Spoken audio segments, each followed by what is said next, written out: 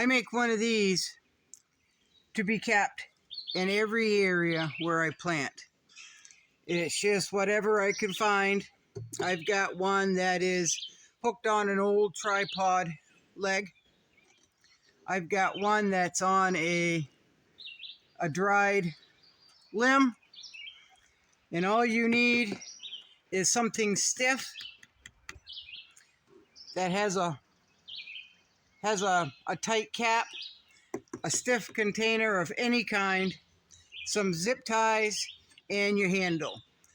Now, this morning, I went up to secure part of a trellis, and last night when I looked, I didn't see any Japanese beetles on my grapes. They attacked my grapes first. But this morning I found 2. So I got rid of them real quick. Now that I know that they have arrived, I need to be diligent.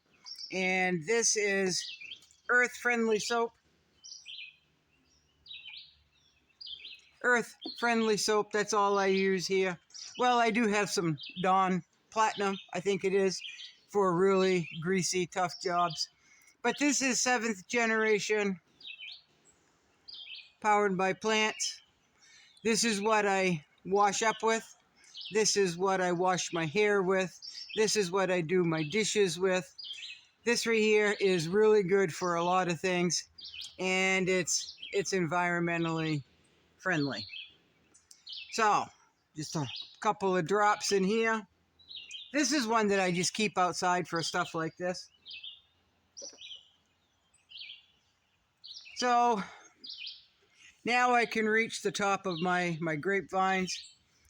All I have to do is go up to the top of the grapevine, because that's where they like to go, and get underneath them and gently knock on the vine or the leaf, wherever they are, and they drop down in here into the soapy water. You don't need much water, folks. So, and then when you get what you feel is enough, then you empty it out when you know they're dead, right? So you're going to need some sort of sturdy handle, as long as you want it. I like to keep mine 4 or 5 feet long. That gives me all the reach that I need. And you could take a Bernzomatic torch and soften this edge up, or a file or whatnot. So all I've got is zip ties. And if the zip ties aren't long enough, I get 11 and 8-inch zip ties, and I have handfuls of them. So I just connect them together to make them long enough, secure them to the post or the handle, and then I put one up on top, one down bottom, get them as tight as I can, and then I take another zip tie and go around here, here and here, to cinch that up, and it holds it even tighter to the handle. And then, just so it won't twist side to side, see, that's pretty secure. Just so it doesn't go side to side, I put a zip tie here and a zip tie here, securing this to the handle and this to the handle and to the up and down piece. I don't know if that made any sense, but this has served me well for years, and I get a lot of Japanese beetles. So that's what I've done. I've made 3 of them this morning. I've got a few more to go. And but it works, folks. You're recycling and you're using up, I don't know what even this handle came from. I have no idea. I've got a few of them over there. So good way to recycle, upcycle, get your mind flowing.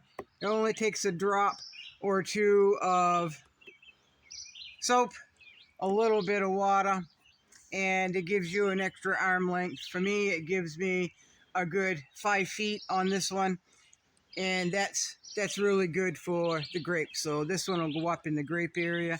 Even though I've already got one up there, I discovered that has a leak. So I'm going to have to change out that tub. but I've got a few more of these to make.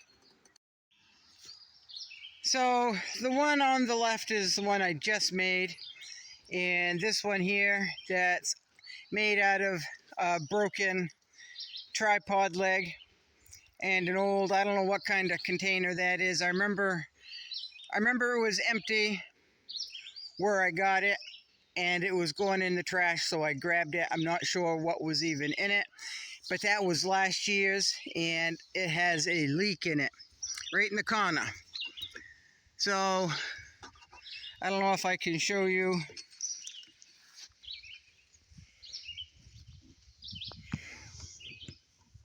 Down there somewhere are 2 Japanese beetles. I also want to say that the straighter the edge of the side, the better off you're going to be in being successful. See this one here, it comes up and then it narrows up to the mouth of the container. That's pretty hard to get in there. And it's also kind of blocky, kind of big. Those juice containers are wonderful. They work better than anything else that I've tried over the years. So when I see them in the recycling bin, or those people that know that I use them for certain things, especially like this, they'll save a few aside throughout the year. So I am up here to bring that up here, so it'll be handy. Like I said, I got 2 earlier, that's all I could find, and I am looking in the morning when it rains. They like to get underneath the leaves. I've gone up and down this trellis 2 or 3 times on both sides of the trellis, and there were 2. I got the 2, and when I'm home, I will come out here several times a day and try to keep up on them. So far, 2 this morning, 2 have gone bye-bye. That will stay right there. Or maybe I'll lean it up where I've got the other one. And the battle starts, folks. The battle starts. But the thing with the Japanese beetles, here anyway, they will eat the leaves. The grapevines will look horrible, but they don't affect the grapes at all. They don't eat the grapes, so they're just after the foliage. Just look at all the grapes this year.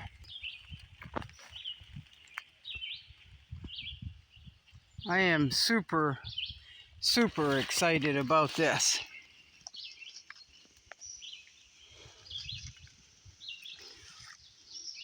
There's going to be several pounds just on this vine here.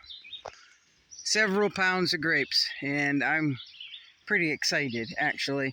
And it goes, here's the end of the trellis here, and those grapes go all the way up there, and they're all loaded, folks. So it's been a while since I've seen the grapes like this, so apparently they haven't minded the weather. Every year, the first sign of Japanese beetles are at my grapes, and then they come down to the elderberry. They don't affect the elderberries themselves, just like they don't affect the grapes. You can still eat them, but so far it looks like the only place I had so far. Japanese beetles are up on my grapes, and there was 2. And I got those this morning. More will show up, folks. These are wild black elderberries. There's thousands of elderberry bushes around this bog. And for that, I'm very thankful.